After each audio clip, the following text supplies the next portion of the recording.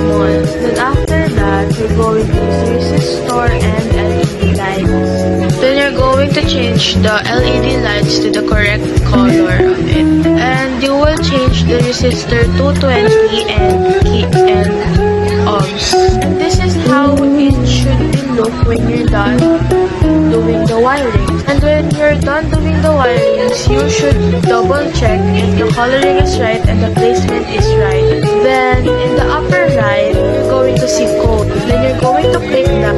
Then you're going to click the text. When you click the text, there is a code. But you're going to delete the code because that code is wrong. Then when you're done putting the code, you must double check because there's a numbering and coloring. So if you are wrong in the numbering or coloring, example, in the coloring you just put color red, you didn't change yellow or green. So the color red is lighting but the other LED is not lighting because you just put color red. So it must be yellow, green, blue, or what color is the correct. Then you need to change the numbering so the numbering will be green. And if you're done, you will click the start simulation, and if it works, then yeah.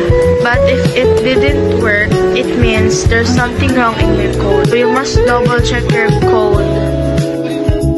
Good day, Sir Kenneth.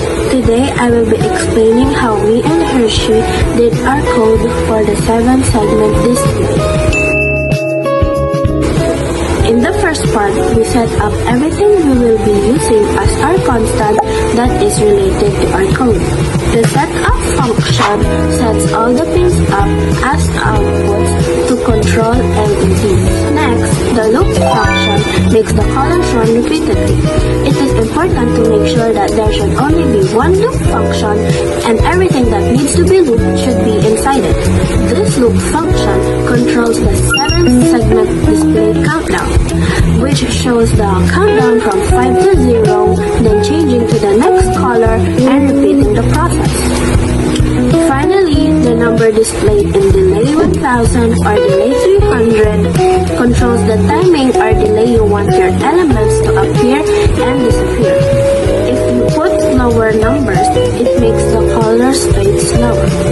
And if you put a higher number, it makes the colors fade faster.